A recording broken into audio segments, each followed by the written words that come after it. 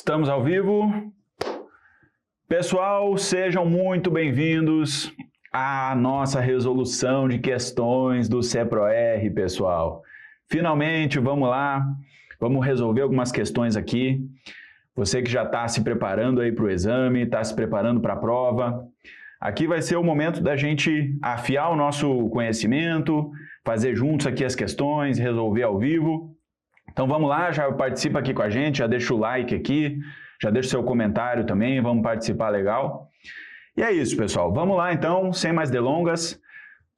Antes de começar, né, já faço convite também para você se inscrever aqui no canal da Top, deixar o like aqui também, ativar o sininho das notificações e confere também o nosso curso gratuito do CEPRO-R, tá? Essa aqui é a live com as questões que a gente vai resolver aqui agora, mas a gente já soltou lá no canal da Top um curso gratuito, não está completo, né? É só um curso gratuito, é uma palhinha mesmo, mas lembrando que se você quiser dar uma olhada no curso completo, tem o teste de 7 dias grátis lá no portal da Top, o link vai estar aqui na descrição, então entra lá, você que está se preparando para a prova, faz o teste de 7 dias grátis, se gostar depois você continua, se não gostar, você encerra ali, segue a vida, tudo certo, tá?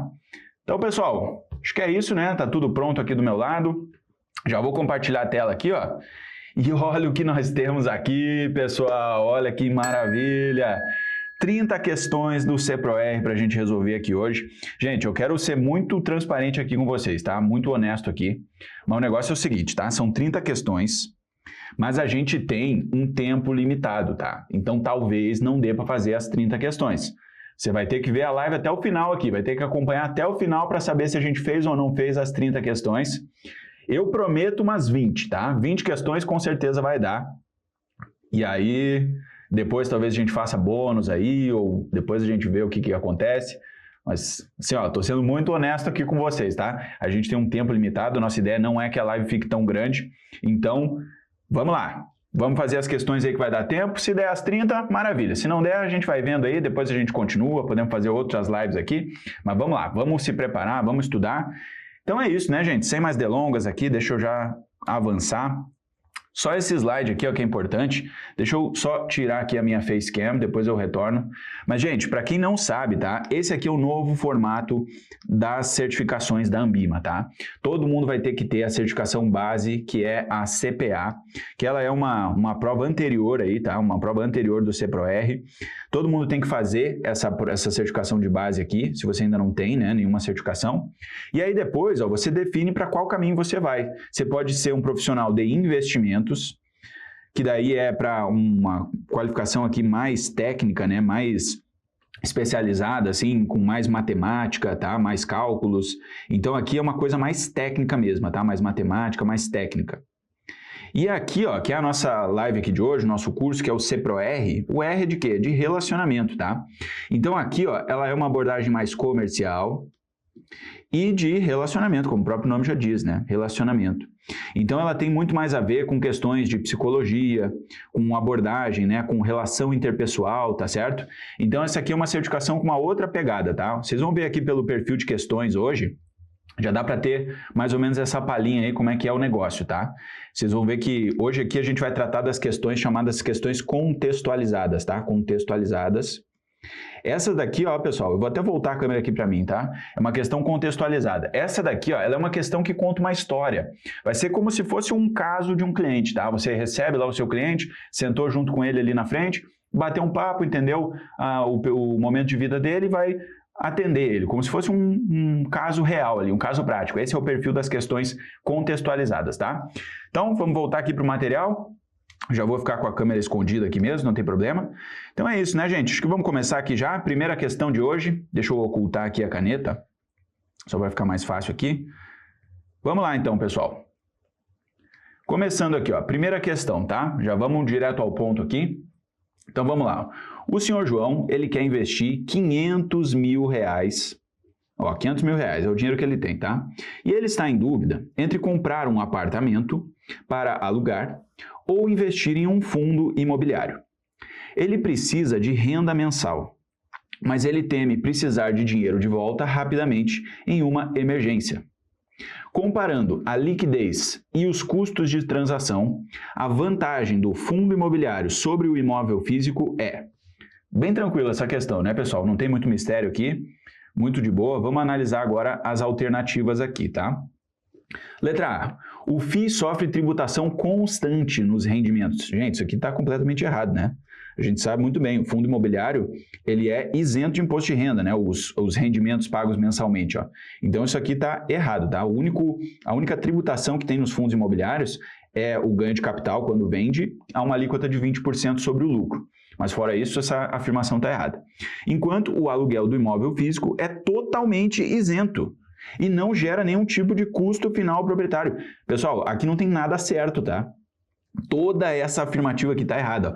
Por quê? Porque o imóvel físico, ele sofre tributação sim, ele sofre uma tributação pela tabela progressiva, tá? Então, dependendo do valor, ele pode chegar até uma alíquota de 27,5%. Tá? Essa aqui é a regra do imposto de renda do imóvel físico. Então, isso aqui está completamente errado, tá? Não tem nada correto nessa afirmação aqui, ó. E nenhum tipo de custo fiscal ao proprietário, isso aqui também está errado, tá? Porque na hora da transação lá vai ter o ITBI, que é o Imposto de Transmissão de Bens Imóveis na hora da compra, então ele vai ter esse custo aqui também. Então, essa daqui não faz o menor sentido, tá, pessoal? Letra A aqui está toda descartada, essa daqui está incorreta. Vamos lá, letra B. O fundo imobiliário tem maior liquidez e menores custos de transação. Pô, essa aqui tá boa, né, pessoal? Essa aqui tá correta, né? Vamos ver as próximas aqui, mas a princípio a resposta correta já é a letra B mesmo, tá? Vamos lá. Letra C.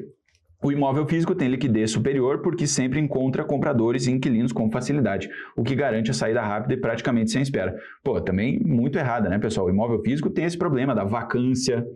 Tem vacância, que é quando não encontra inquilino.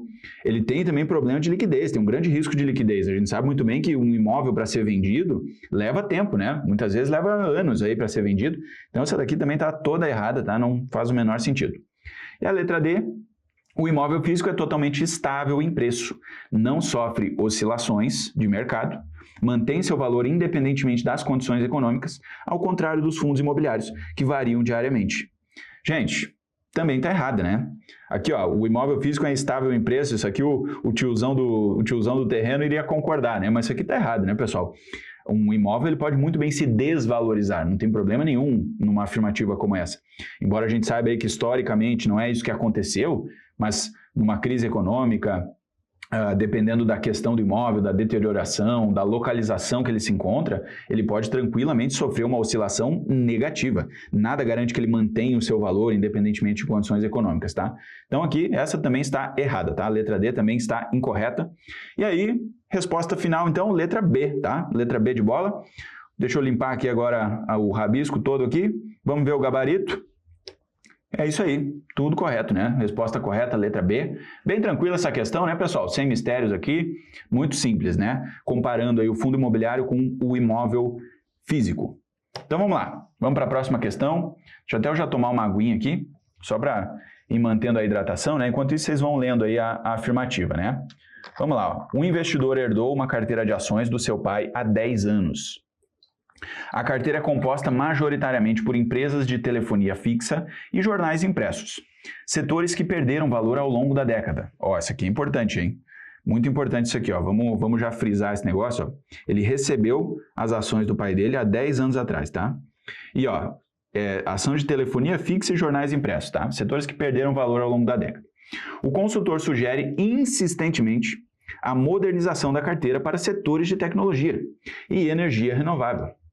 O investidor concorda racionalmente com os argumentos, mas na hora de assinar a ordem de venda, ele recua e diz: eu prefiro deixar como está, assim como meu pai montou. Mexer dá muito trabalho e pode dar errado. A resistência do investidor em realizar mudanças na carteira, preferindo a inércia, mesmo diante das opções comprovadamente melhores, caracteriza o viés comportamental do... Pessoal, essa questão aqui, ó, quem fez o meu curso lá, o curso completo do CEPRO-R, vai matar na hora, tá? Isso daqui é barbadinha, tá? Isso aqui não tem, assim, ó, não tem erro nenhum aqui, tá? Porque a própria questão usa os mesmos termos que eu usei lá, tá? Inércia, o que mais ele mostra aqui, ó? Ó, aqui, ó, mexer dá muito trabalho. Pô, o pessoal que já fez o curso completo, deixa aí nos comentários aí, tá? Porque, pô, isso aqui foi exatamente o exemplo que eu dei lá na nossa aula, tá? Então, vamos lá, vamos analisar agora as alternativas aqui, ó. Letra A.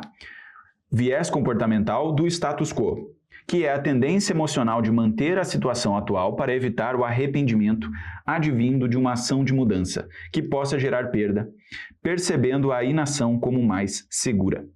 Tá aqui, né, gente? Essa aqui é a resposta correta, não tem nem que pensar, o viés do status quo. Por quê? Porque o status quo é o como está, é o jeito como está, é a vida como está, como ela é agora, tá? Então é não mudar, é manter o que já se tem, né? Manter o nível atual ali, a coisa como está agora, sem mexer, né?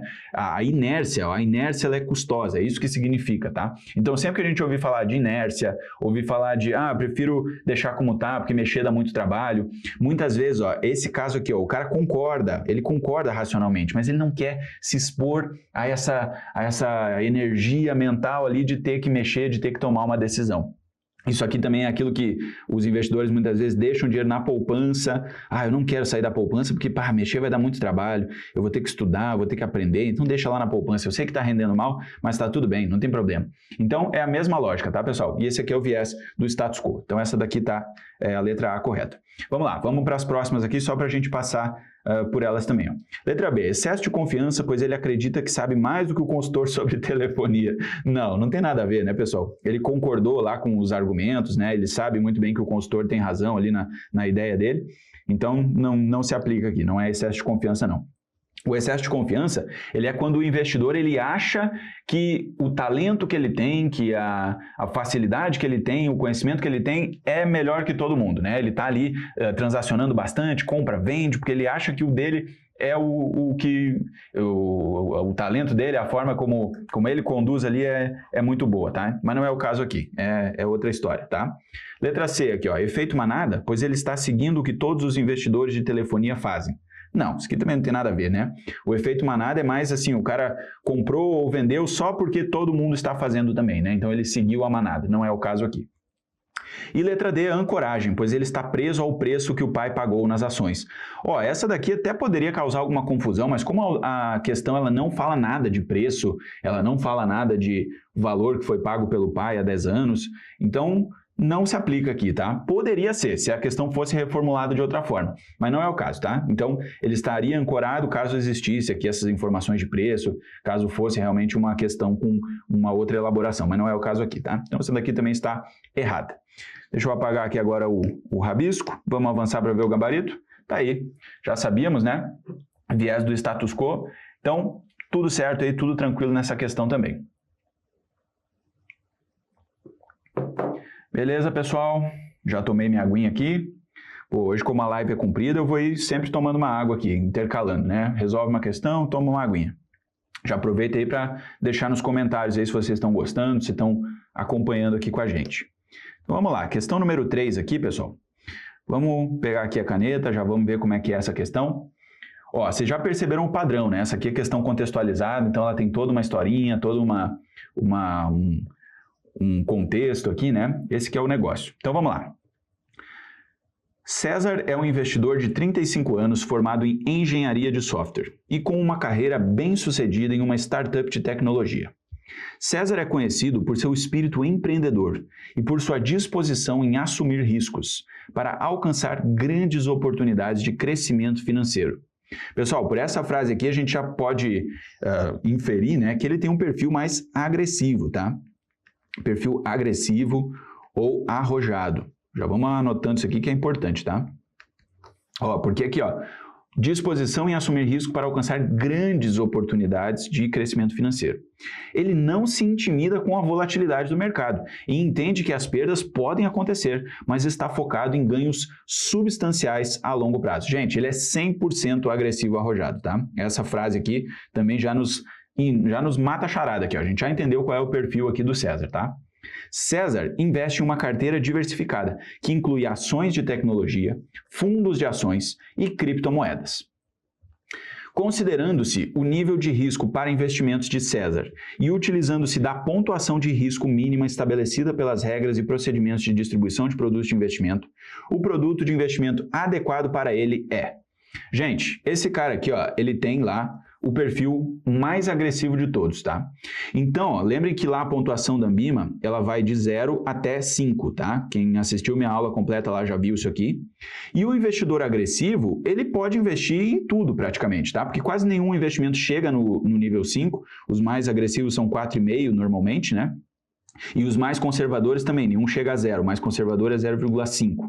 Então, o César, nesse caso aqui, ó, ele pode investir em praticamente todos os ativos aqui. Então, das alternativas, a gente deve procurar aquela que seja mais agressiva e que tenha, de fato, um potencial de multiplicar o patrimônio dele, tá? O potencial de fazer o negócio crescer muitas vezes, que é o que ele está buscando aqui, ó, alcançar grandes oportunidades de crescimento financeiro. Então, vamos lá. Letra A. Fundos multimercado com capital protegido. Pessoal, essa daqui não faz sentido, né? Porque o fundo com capital protegido, ele é para algum investidor que tenha receio, né? O cara não quer perder dinheiro, ele quer ter pelo menos o que ele aplicou em valores nominais. Então, ele aplicou 10 mil, ele quer garantir que pelo menos esses 10 mil aqui ele não vai perder, ó. Aí ele investe num fundo multimercado com capital protegido. E na pontuação lá da Ambima, ele está bem no meio termo, assim. Eu não me lembro de cabeça, mas deve ser algo como 2,5 ou 3 pontos aqui de risco, tá? Aqui também a gente não precisa decorar, é mais entender a lógica aqui do negócio, tá? Então, ó, essa daqui já está descartada, tá? Porque para o perfil dele não faz sentido, né? Ele não tá preocupado, não quer proteger o capital. Então, esse fundo multimercado aí não se aplica aqui para o caso do César, tá? Beleza, vamos lá. Letra B. Certificado de recebíveis do agronegócio, né? Que é o chamado CRA. Com emissor Investment Grade, com vencimento em 5 anos. Ó, aqui ele tem uma duration mais longa, tá? Então, esse cara aqui ele tem um certo nível de risco, sim, tá? Só que ele ainda é um ativo de renda fixa, né, pessoal? É um ativo de renda fixa. Então, na melhor das hipóteses aí, ó, o César vai ganhar uma taxa de renda fixa. Ele não vai multiplicar por muitas vezes o patrimônio dele, né? Então, embora seja aí um título que tenha um certo grau de risco, né? Tem risco de crédito, tem uma duration aqui um pouco mais longa, não faz sentido também, né? Porque ele vai ter um ganho que é, de certa forma, limitado. Não é exatamente o ganho que ele está buscando ali nas oportunidades do perfil dele. Então, isso aqui também está descartado, tá? Não é esse caminho aqui que o César vai seguir. Letra C. Fundo de investimento em participações, FIP, não listado. Pessoal, essa aqui é a resposta certa, né? Porque, ó, um fundo de investimento em participações, um FIP, o que ele faz? Ele investe em ações, deixa eu até apagar essa partezinha aqui, ó. Ele vai investir, na verdade não é em ações, tá? Ele vai investir em sociedades, ó. Ele compra sociedades de empresas que ainda não abriram o capital. Então ele pega uma empresa fechada, uma empresa pequena, uma empresa menor. Pô, tô tentando desenhar aqui desenhar uma caixinha aqui, ficou loucura isso aqui, né? Vamos descartar. Então, ó, ele pega empresas aqui, ó, ele compra capital social das empresas que ainda não abriram capital na bolsa, tá? E aí ele quer investir antes, né, nessa fase anterior, para que quando ocorra o IPO, ou então uma venda posterior, né, uma nova venda seguinte, aí ele vai lucrar bastante, ele vai multiplicar muitas vezes aí o patrimônio dele, porque as ações ali, a empresa cresceu, né, a sociedade se valorizou. Então, a letra C é a correta, ó, é um FIP não listado. Esse cara não tem liquidez, ele não pode vender. Então, é um investimento muito arriscado, mas que pode sim multiplicar por muitas vezes o patrimônio dele. Ó. Tá aqui, ó, disposição em assumir riscos para alcançar grandes oportunidades de crescimento financeiro. Então essa aqui é a letra C, é a resposta correta, tá? Já vamos deixar marcadinho aqui. Agora, letra D, só para a gente finalizar, cotas únicas de FDIC com rating AA-, pós-fixado com duração de 2 anos. Gente, esse aqui também, ó, é um fundo mais sofisticado, ele é diferenciado, né? Ele tem um rating aqui que não é o mais seguro de todos, né? Ele tem um certo desconto aqui nesse rating. É pós-fixado, né? Então isso aqui já traz uma segurança um pouco maior. E a duração de 2 anos também não é tão longa, tá? Então o que a gente entende aqui, ó? Esse cara, ele faz sentido para um perfil moderado, tá? E entra no mesmo critério aqui da letra B, ó. Ele pode até render legal, mas vai ser um rendimento de renda fixa, não é multiplicar muitas vezes o patrimônio, não tem como dar um grande salto, né? Um grande crescimento nesse cara. Então é a mesma lógica ali da letra B, tá? A gente vai descartar esse cara, porque não é necessariamente aí uma coisa que vai gerar um grande crescimento de patrimônio aí para o César. Beleza, gente? Então, resposta final aí, letra C, vou apagar aqui o rabisco, e a gente vai conferir o gabarito. É isso aí, letra C, resposta correta. Beleza, pessoal? Vamos avançar então já para a quarta questão.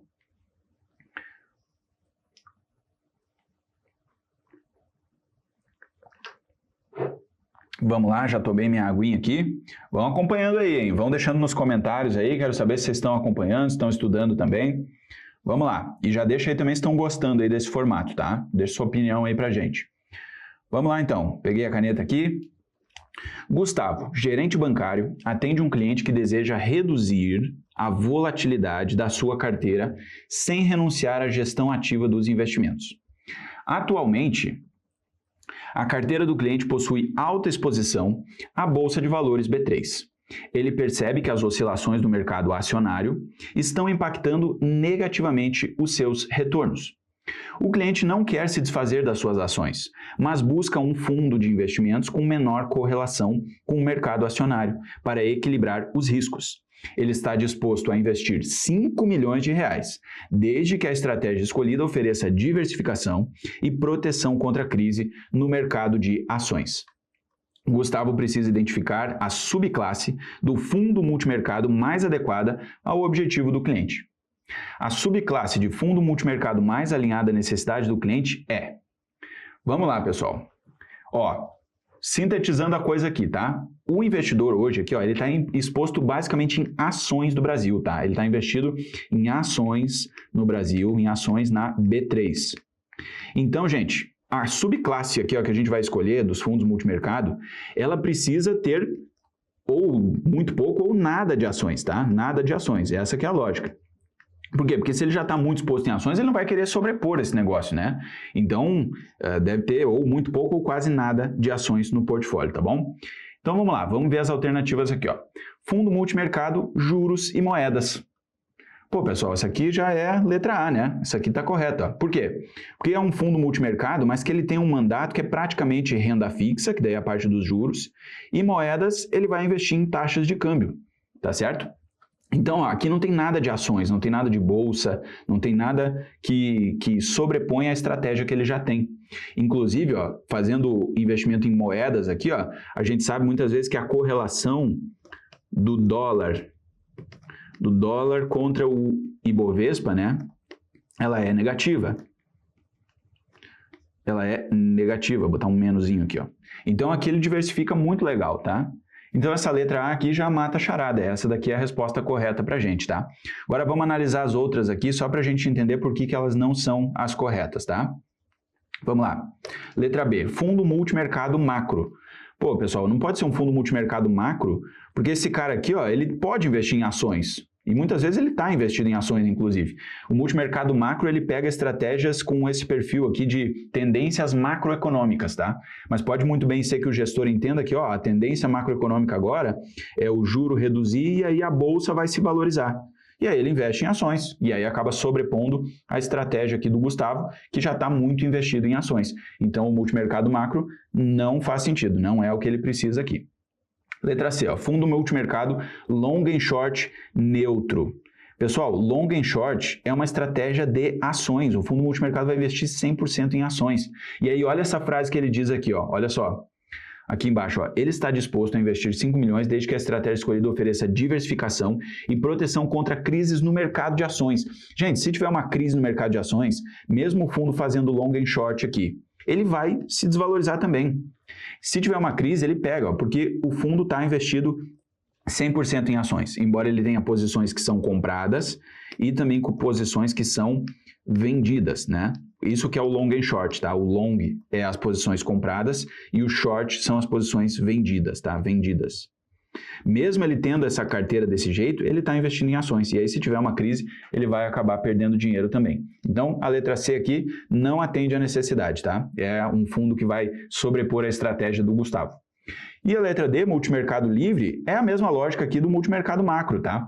O multimercado livre, o gestor tem liberdade, como o próprio nome já diz. Então, pode ser que pela análise dele lá, ele entenda que investir em ações naquele momento é legal. E aí, ele vai sobrepor a estratégia. Então, essa letra D também está incorreta. Resposta final, então, letra A. Vou apagar aqui os rabiscos. Vamos ver o gabarito. Tá aí, 100%. Sem mistério, muito tranquila também, né, gente? Eu estou tomando minha aguinha aqui, mantendo o ritmo. Muito tranquila essa questão, né? Questão número 4. Vamos avançar aqui então mais um pouquinho. Já vão deixando nos comentários aí, quem está chegando agora também deixa o like aí na live. Vamos lá, vamos estudar juntos aqui. Vamos para a próxima então, pessoal. Número 5.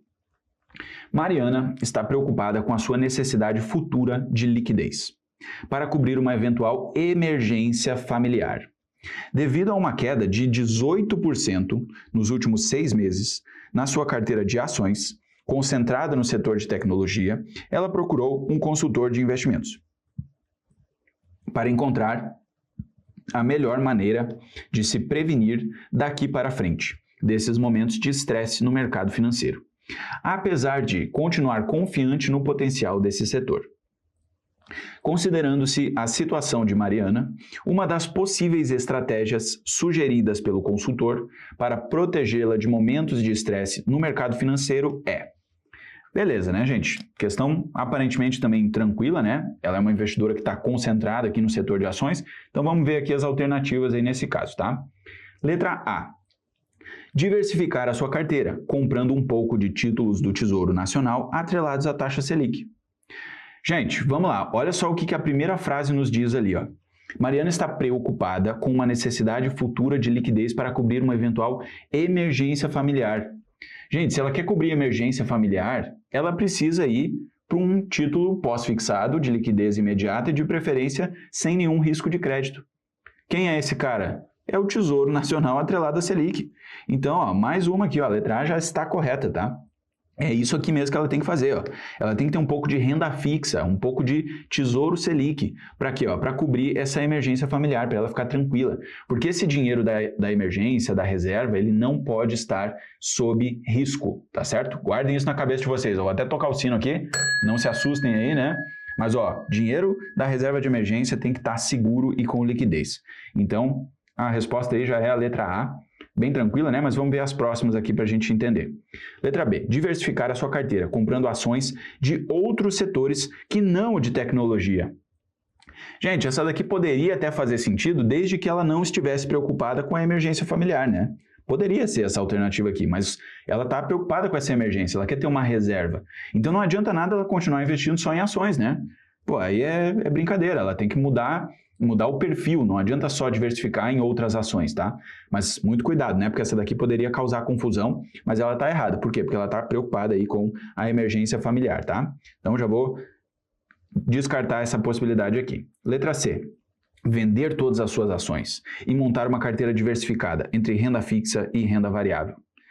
Gente, essa daqui também poderia fazer sentido, de certa forma, pode confundir, mas assim, ó, as ações dela hoje, ó, ela está confortável, apesar de continuar confiante no setor. Ela não quer vender tudo, não precisa vender todas as ações. Qualquer medida que seja assim, ó, muito drástica, a gente já liga esse sinal de alerta, tá? Qualquer medida drástica normalmente não está correta. Por quê? Porque o próprio investidor já está confortável ali, ó, ela está confortável com a carteira que ela tem, ela já estava acostumada, ela sabe que tem quedas aí eventualmente, mas ela está querendo outra coisa, ela quer agora se proteger da eventual emergência familiar, tá? Então, essa daqui não faz sentido, ó. E também tem outro ponto, né? Ela pode investir aqui em renda fixa, mas não quer dizer que essa renda fixa vai ter liquidez. Daqui a pouco ela bota uma renda fixa que tem prazo longo, de duração de 5 anos, 6 anos, e aí acaba que ela não vai ter liquidez também, né? Então, essa daqui também está incorreta, beleza? Não faz sentido essa alternativa aqui. Letra D.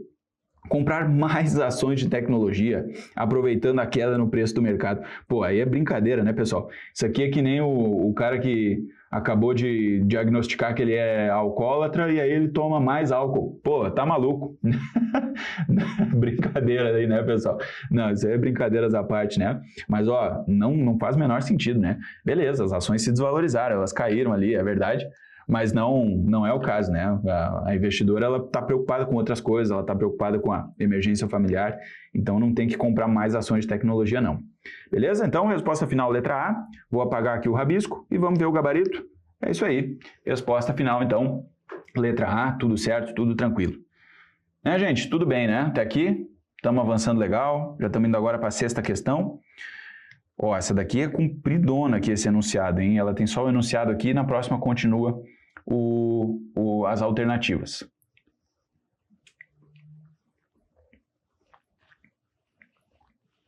Já tomei uma aguinha aqui. Beleza, vamos lá. Vamos fazer essa leitura aqui. Deixa eu pegar uma caneta para ir circulando. Vamos lá. Ó, gente, essa questão aqui ela é muito bacana, porque o pessoal estava em dúvida e estava me perguntando esses dias, cara, como é que esse lance aí das apostas, das bets, como é que isso aí vai aparecer na prova, hein? É difícil, né? A gente também não está muito acostumado, está aprendendo agora.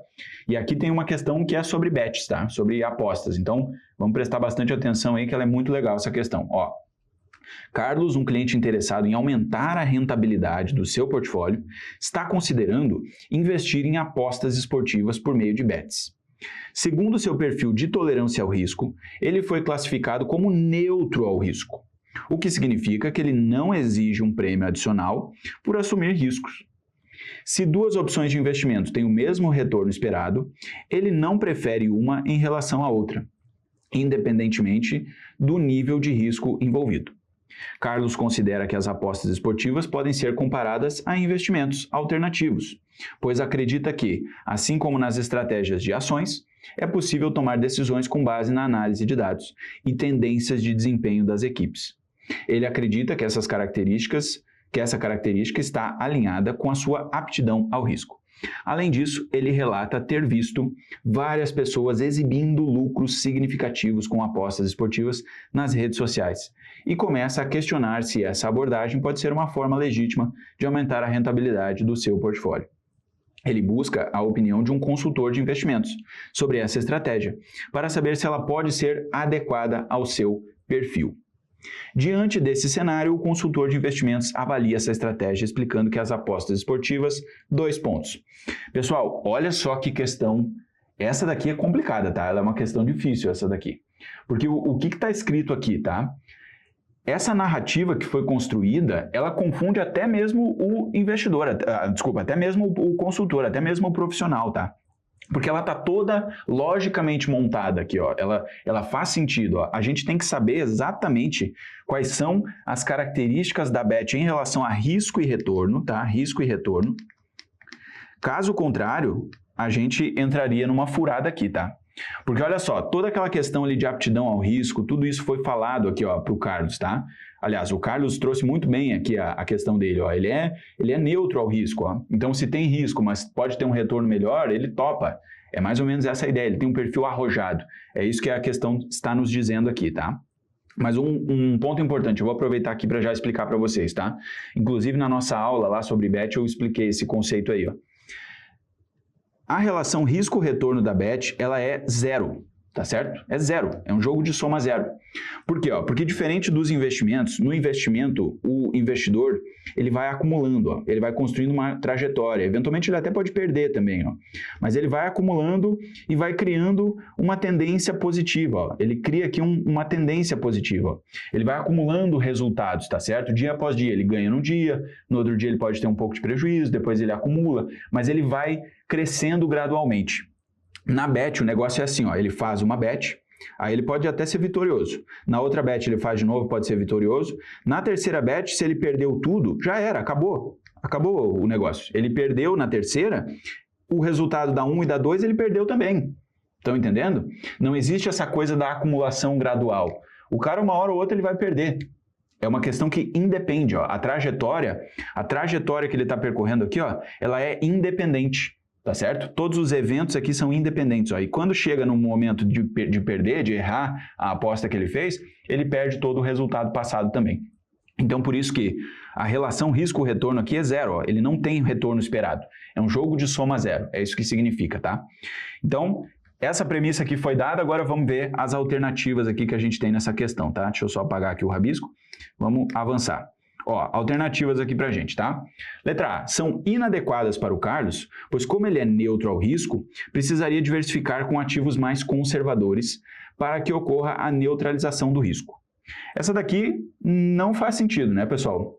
Não é nessa linha aqui que quer dizer o negócio do neutro ao risco, tá?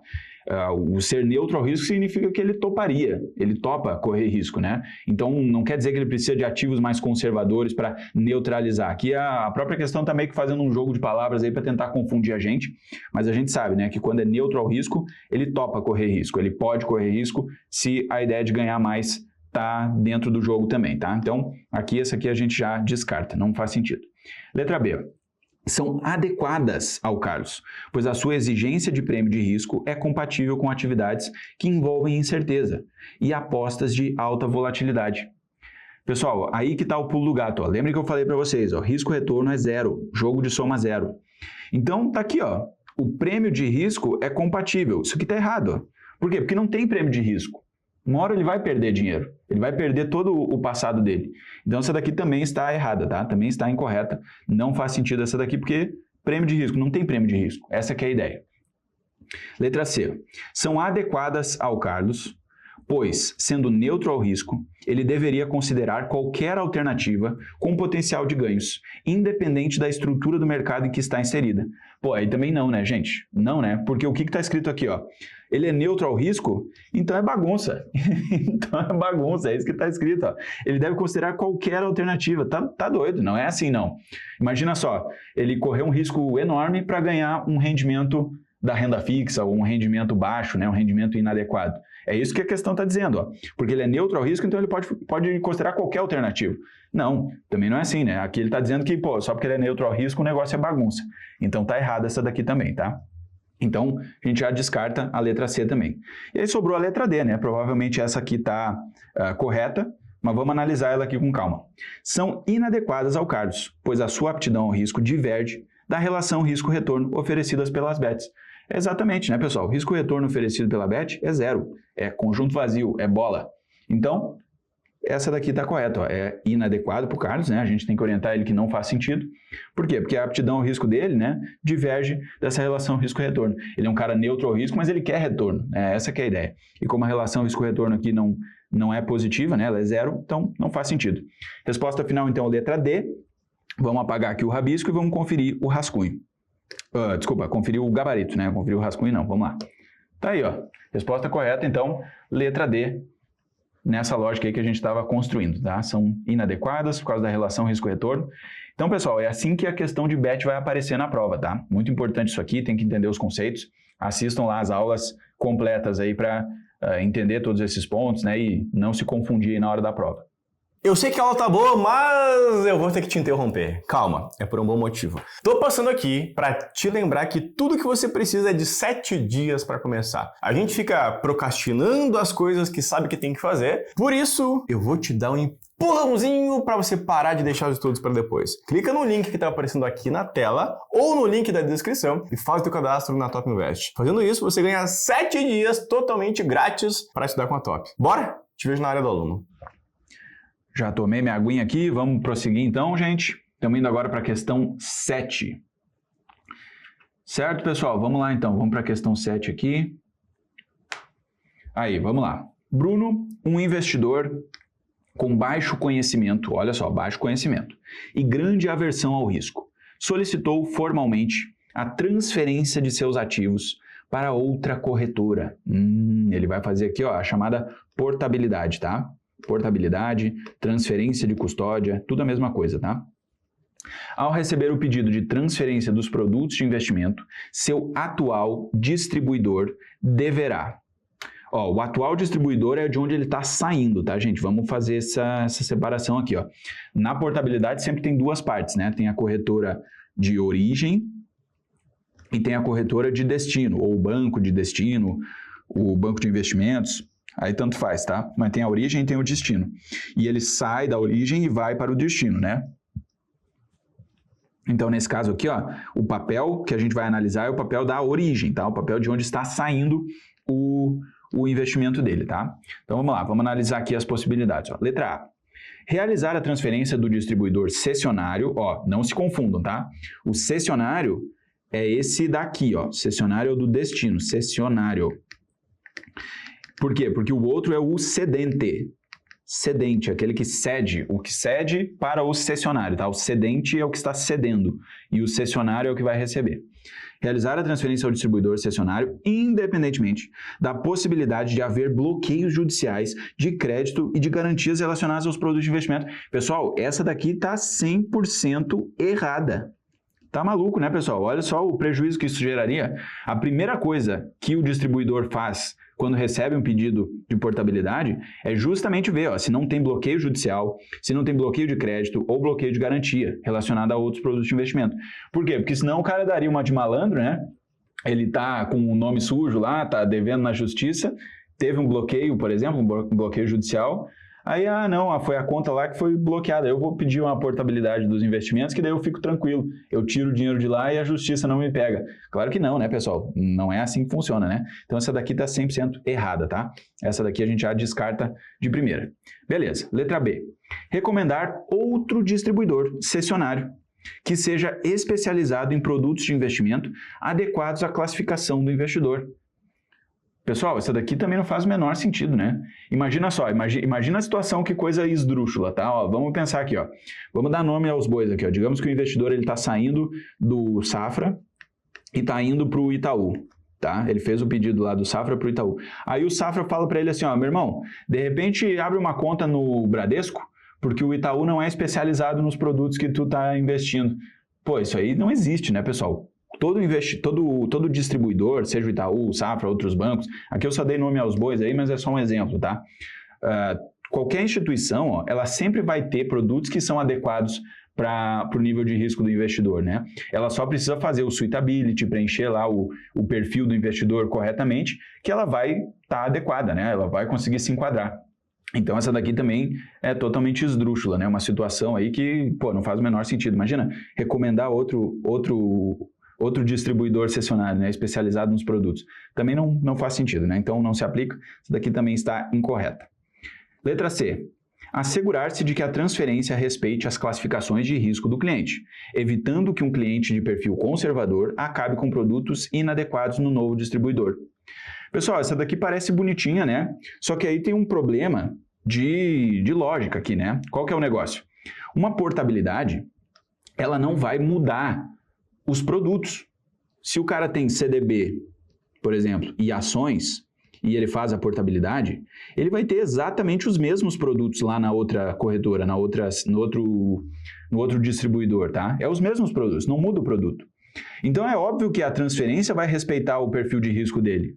Ele só tem que fazer o suitability lá na distribuidora de destino.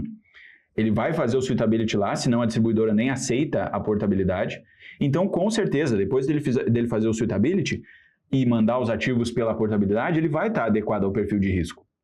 Então, essa daqui ela é meio redundante, tá? Assegurar-se que a transferência respeita a classificação de risco, evitando que o perfil conservador acabe produtos inadequados. Não tem lógica isso aqui, não faz sentido, tá? Porque não é isso que o distribuidor vai fazer. Ele não tem que fazer isso porque é óbvio, né? Isso aqui é o básico, tá? Então, isso aqui também não faz sentido, tá? Não é essa a resposta correta aqui pra gente. Vamos lá, letra D, provavelmente isso aqui é a correta, né? Então, sobrou essa alternativa aqui pra gente. Vamos lá. Assegurar-se que a identificação da titularidade das posições esteja correta, garantindo a origem da solicitação recebida e a sua integridade. É isso, gente. É exatamente isso. Porque, olha só, é a primeira coisa que o atual distribuidor vai fazer, que é o cara que solicitou, aliás, é o cara que está perdendo os ativos, né? É a cedente, O que ela vai fazer? Ela vai olhar se o pedido bate com aquilo que o investidor tem na carteira. É isso, é óbvio. Porque o cara pode querer dar uma de esperto também e pedir portabilidade de ativos que ele não tem, né? Aí é loucura. Mas é isso que a cedente vai fazer, tá? Ela recebe o pedido de portabilidade, ela analisa se é isso mesmo que o investidor tem na carteira dele. Aí, as posições estão todas corretas. Beleza, então ela acata o pedido e segue a vida ali, tá bom? Então, tá correta essa aqui, Resposta final, então, letra D. Vou apagar aqui os rascunhos. Essa aqui eu rabisquei pra caramba, né? Mas vou apagar tudo. Vamos conferir aqui o gabarito. Mas tá aí, Questão número 7, resposta final, então, letra D. Certo, pessoal? Vamos lá, então. Vamos prosseguir para mais uma aqui. Questão 8 agora. Vamos lá, gente. Mariana está preocupada com a sua necessidade futura de liquidez para cobrir uma eventual emergência familiar. Ela sofreu uma queda de 18% na sua carteira de ações concentrada em tecnologia. Uma das possíveis estratégias sugeridas pelo consultor para protegê-la de momentos de estresse do mercado financeiro é... Pô, gente, isso aqui é muito parecido com uma outra, né? Pô, até não tinha percebido isso, mas ela é parecida com aquela anterior. Então vamos lá, vamos resolver mais rapidinho aqui, tá? Letra A. Vender todas as suas posições e montar uma carteira diversificada entre renda fixa e renda variável? Errado, né?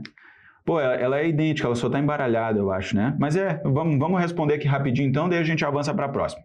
Ó, beleza, essa daqui está errada por quê? Ó? Porque ela vai vender todas as posições, né? É uma medida muito drástica, ó. Medida drástica, assim, normalmente não faz sentido, né?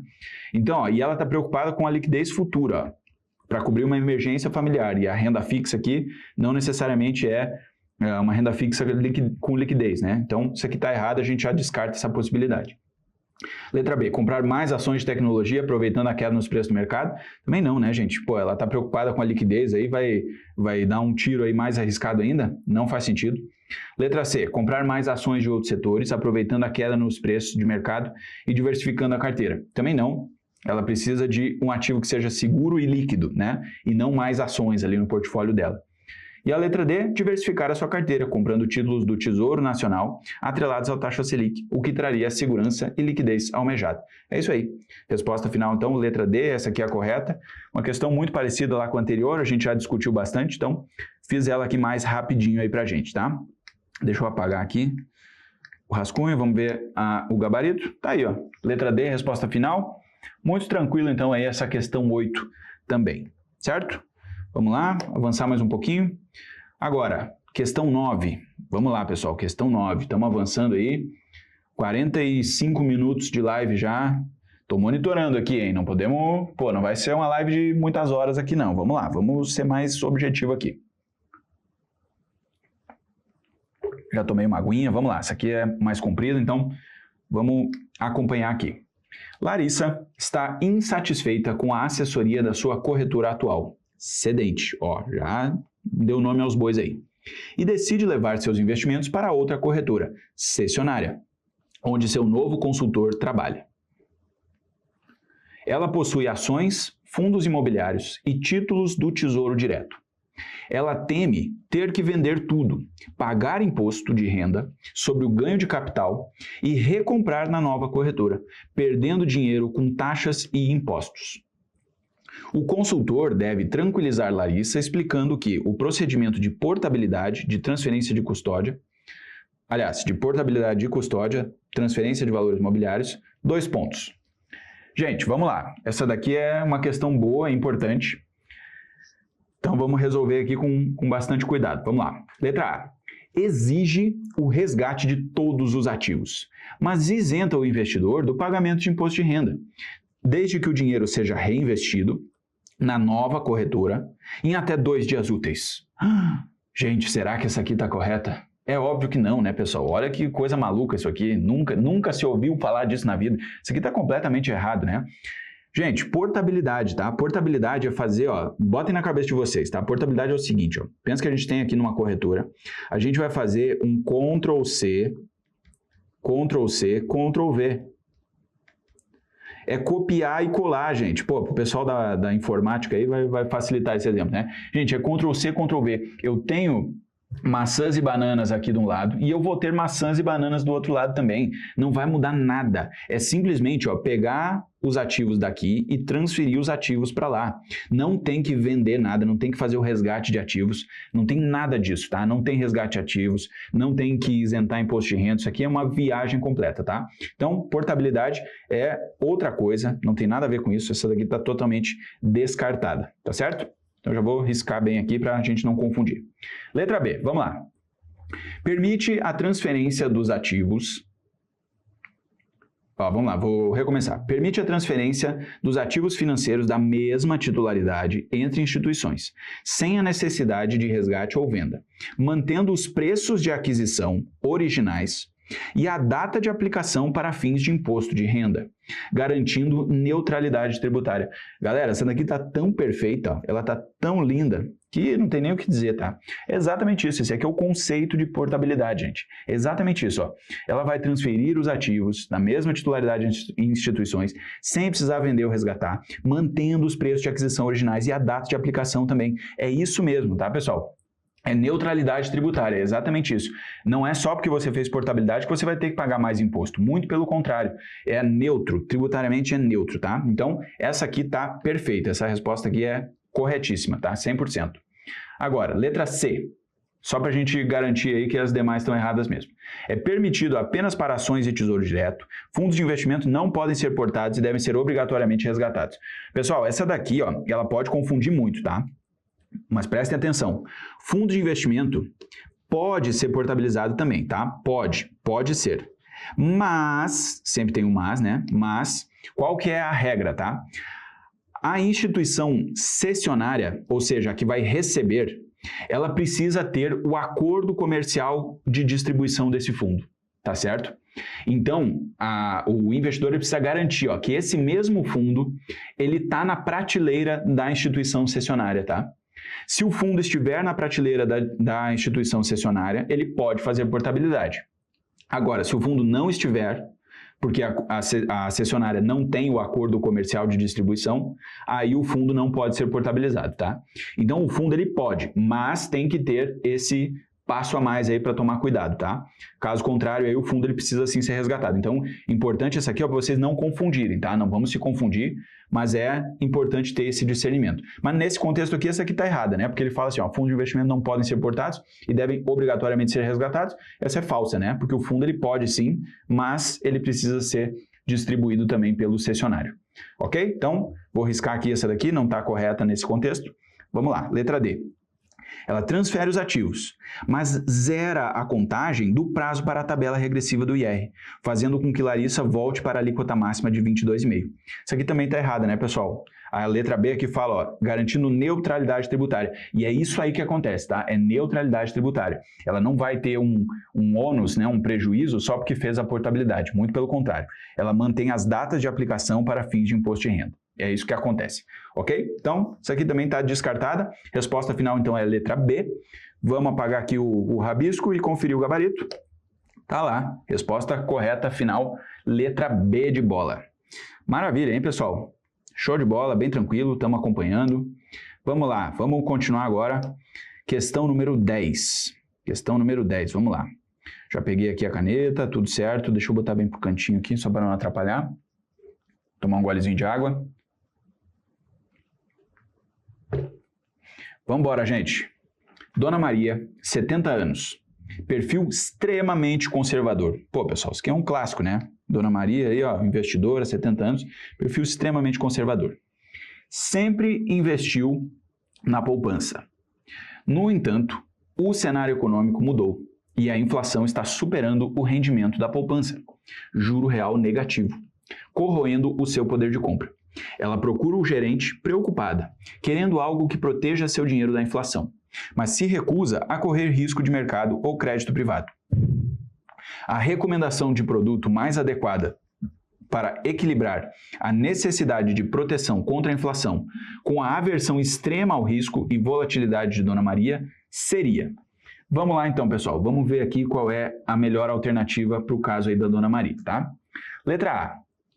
Títulos públicos, Tesouro e IPCA+, com prazos curtos ou mantidos até o vencimento, explicando didaticamente que, embora haja oscilação de se vender antes, é um instrumento mais seguro para garantir o poder de compra. Pessoal, essa daqui está muito boa, tá? Essa daqui, a princípio, é a nossa alternativa correta, porque é exatamente isso, tá? Se ela tiver um Tesouro IPCA+, com prazo curto, vai ter alguma volatilidade, mas ela é pequenininha. E não é risco de crédito, tá? É um risco de mercado. Mas ela mantendo até o vencimento, ó, então se ela puder manter até o vencimento, ela vai garantir o IPCA+, ela vai garantir a taxa que foi comprada. Ela não vai vender nas condições de mercado.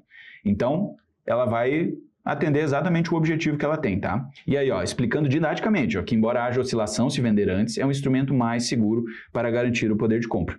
Tá? Essa daqui está correta, né? Ela está 100% alinhada. Vamos ver as demais alternativas, mas a princípio, a resposta final aqui vai ser a letra A, tá?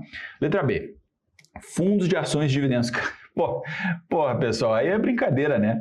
Não. Aqui não, tá maluco. Olha, gente, vamos lá, ó. Prestando atenção aqui, tá?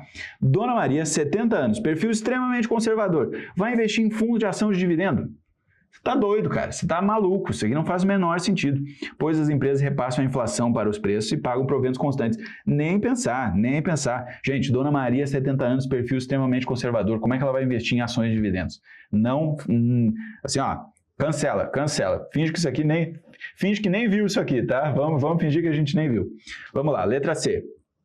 Debêntures incentivadas de infraestrutura, pois são isentas de IR e pagam IPCA mais juros altos.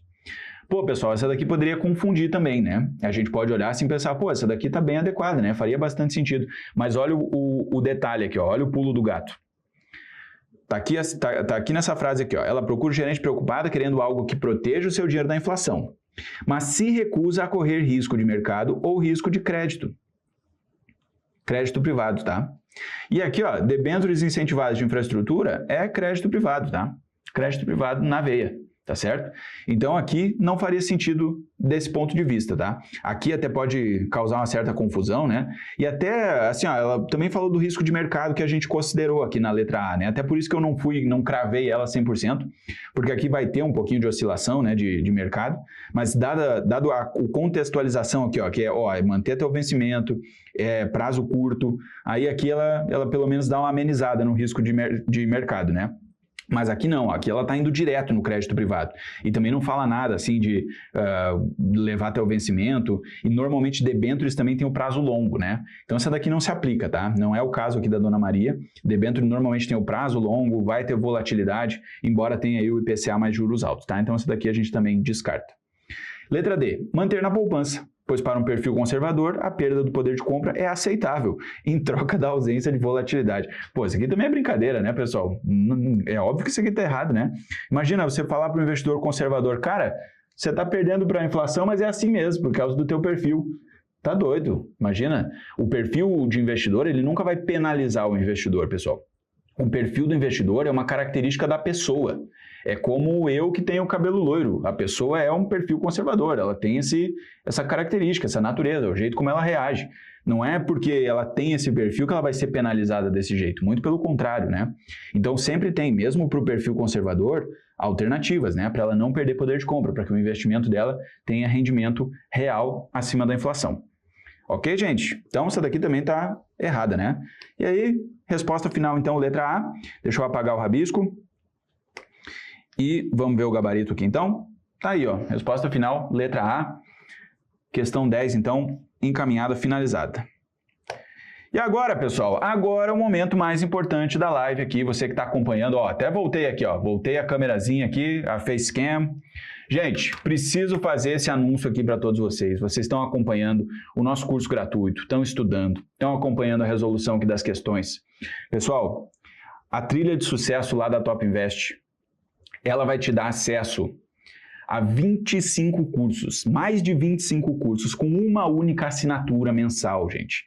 Você que está se preparando, você que está se destacando na sua carreira, você que é bancário, que é assessor de investimentos, que é consultor de investimentos, você que está se preparando agora para ter a nova certificação da Ambima, por R$ 99,90 por mês, pessoal. R$ 99,90 por mês. Você vai ter todos esses cursos aqui, ó. Todos os cursos da Ambima, os cursos da Ancor, o PQO, os outros bancários aqui também, o da Febraban, o da SUSEP e mais cursos bônus, pessoal. Tem um curso bônus aqui que é o maravilhoso, o melhor curso bônus de todos, sabe qual é? É o Matemática Financeira com HP12C, porque o professor sou eu aqui, é o professor Tiagão, obviamente. Esse é o melhor curso da Top, melhor curso que já foi gravado na história. Pô, tô puxando a brasa pro meu assado aqui, mas é brincadeira, né, pessoal? Então, gente, ó, tá aqui, ó, oferta para vocês. Pessoal, R$100 por mês, tá? R$ 99,90 por mês. Isso aqui tá de barbada, né? Tá uma barbada. Hoje em dia a gente sai para comer uma pizza, paga muito mais caro que isso. Imagina você investindo na sua carreira, se qualificando, se destacando no mercado, pagando essa bagatela aqui. É imperdível, isso aqui é literalmente imperdível. E se você tá cético aí, ó, se não tá confiando em mim no que eu tô falando, faz a assinatura lá e testa grátis por 7 dias. Faz o teste por 7 dias, tenho certeza que você vai gostar. E se não gostar também, tá tudo bem, tá? Mas faz o teste de 7 dias grátis, você vai ter acesso a todos esses cursos aqui nesses 7 dias, vai experimentar, vai fazer o teste. E aí, se você gostar, se curtir, aí você assina em definitivo depois. Combinado? Então, gente, feito aí o aviso, dado o recado, vamos prosseguir aqui então, voltar para as nossas questões. Deixa eu fechar minha câmera aqui de volta. Beleza. Deixa eu fazer uma pausa aqui, né, pessoal? Que estou falando sem parar aqui já. Estamos quase em 1 hora de live aqui já. Ó, gente, eu falei para vocês, né? Falei que ia ser possivelmente não ia dar as 30 questões, hein? Mas vamos lá, vamos seguir aqui, vamos ver o que acontece. Beleza, gente, vamos prosseguir aqui. Deixa eu só terminar de ajeitar os bastidores aqui, ó. Já aproveita aí para dar uma olhada lá no site da Top, para fazer a sua assinatura lá. Testar por 7 dias grátis. Vamos lá, vamos embora. Beleza, pessoal, olha só. Essa aqui é uma questão um pouco mais técnica agora. Importante essa questão aqui. Vamos lá, olha só. Questão 11. Um analista está avaliando a saúde financeira de uma empresa para recomendar suas debêntures. Ele calcula o índice de liquidez corrente e o resultado é 1,5, o que parece bom. Beleza. Porém, ao calcular a liquidez seca, o índice cai para 0,6.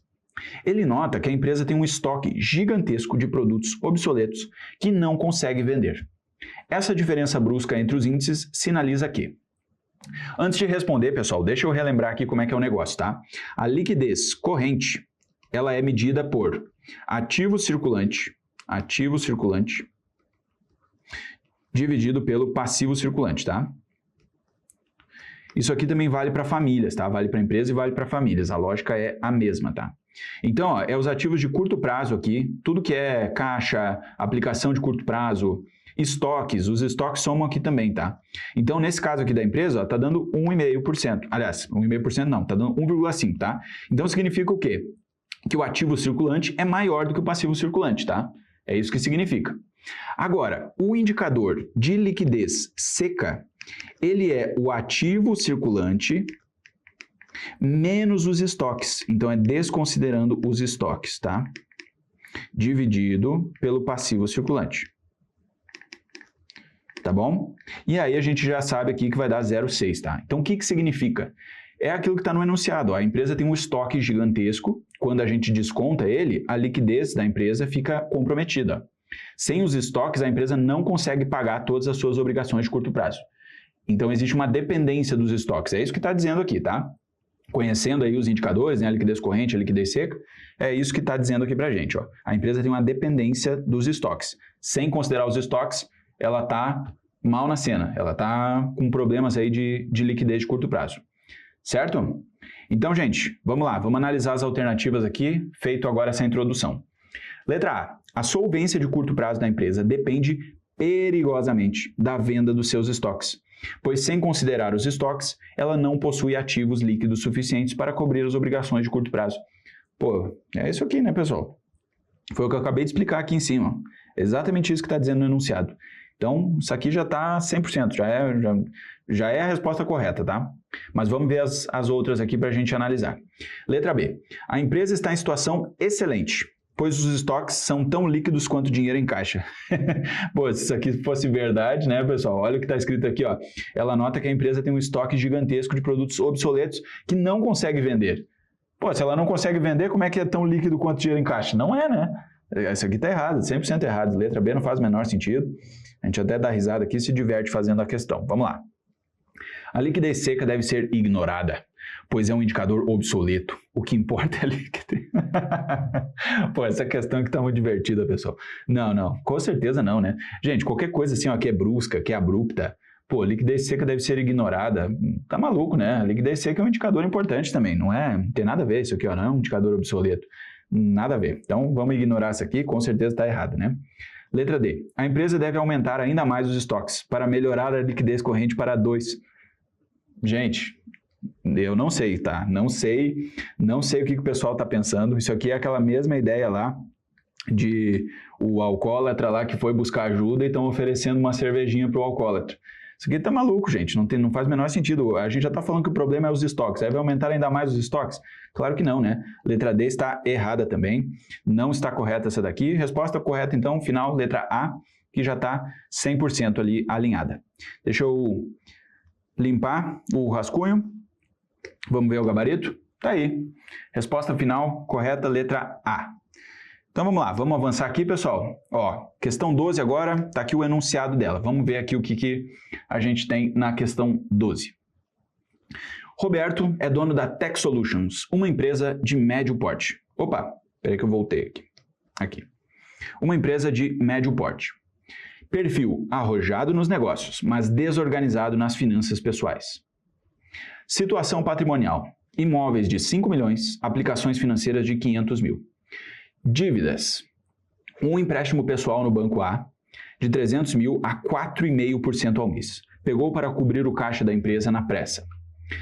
Número 2. Financiamento imobiliário de 1 milhão a TR mais 9% ao ano, com a prestação de 10 mil. 3. Cheque especial da pessoa física, 50 mil reais a 12% ao mês. Usa recorrentemente. Fluxo de caixa. Ele recebe 40 mil mensais da empresa, prolabore mais lucros, mas gasta 45 mil, cobrindo o déficit com dívida cara. Roberto quer investir 500 mil, que tem aplicado, que rendem 100% do CDI em um novo negócio de risco. Pessoal, a gente percebe aqui ó, que esse cara é um perfil completamente problemático, né? Ele é um cara aí que tem muitas dívidas caras. Então, antes de mais nada, aí o consultor tem que fazer um trabalho aí de organização, de planejamento mais detalhado, tá? Porque esse cara aí tem sérios problemas, a gente percebe aqui, ó, desorganizado nas finanças pessoais, é exatamente isso. Então, vamos prosseguir aqui, ó. Vamos lá. Roberto está com déficit mensal recorrente de 5 mil reais. Ele gasta 45 mil e ganha 40 mil. Antes de qualquer estratégia de investimento, a ação prioritária do planejamento financeiro é: letra A, vender a casa onde mora para pagar as despesas do mês.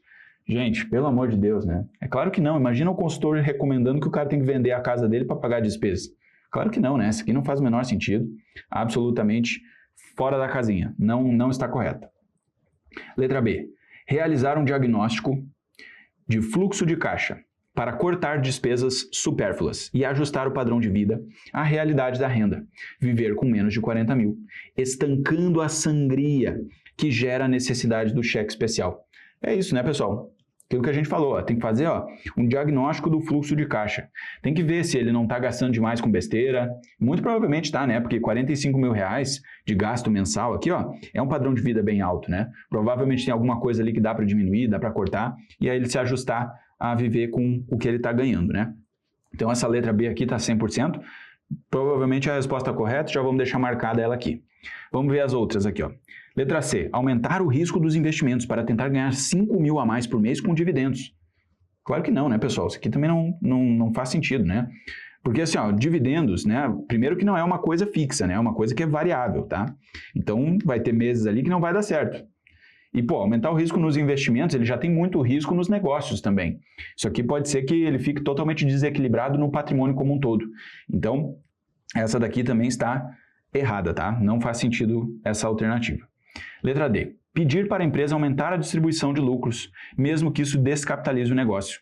Aí também não, né, pessoal? O cara está matando a própria empresa dele para conseguir viver o mês a mês? Também não, né? Aí é muito melhor ele fazer um ajuste aqui no fluxo de caixa, né, que nem a alternativa B, do que fazer essa alternativa aqui, que vai descapitalizar o negócio, né? Vai acabar atrapalhando a empresa, certo? Então, essa daqui também está desconsiderada. Questão 12, então, a resposta final é letra B. Vamos apagar aqui e conferir o gabarito. Mas, a princípio, sem maiores problemas, né? É isso aí. Resposta correta aí, letra B. Ok, vamos lá. Questão 13. Vamos ver aqui o que nos diz a questão 13 agora.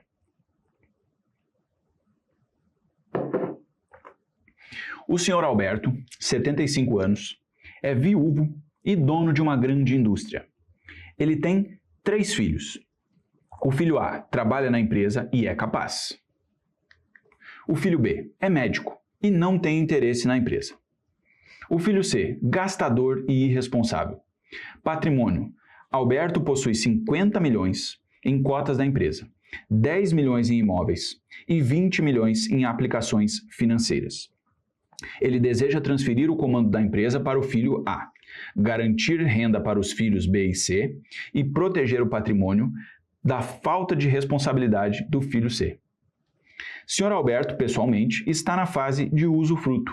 Ele quer garantir que, se ficar doente e precisar de home care caro, ele tenha recursos sem depender da empresa. A alocação dos recursos que não forem doados, sua reserva pessoal livre, deve priorizar o quê? E aí as alternativas, né, pessoal? Essa questão aqui ela tinha tudo para ser mais complicada, mas ela parece que é bem tranquila, tá? Vamos ver aqui as alternativas então. Letra A, alta liquidez e baixo risco. Pô, pessoal, isso aqui é tipo o show do milhão, né? É tipo o show do milhão essa pergunta aqui. A letra A já está correta, né? Não tem nem o que pensar. Porque é exatamente isso. O seu Alberto ele já é um cara idoso, já é um cara de idade. Ele já está pensando no legado. E ele está na fase de usufruto. Esse é o principal. E ele quer, se ele ficar doente, precisar de home care caro, ele tem que ter recursos, sem depender da empresa. Então, isso aqui pode acontecer a qualquer momento. Se vai acontecer a qualquer momento, ele tem que ter liquidez alta.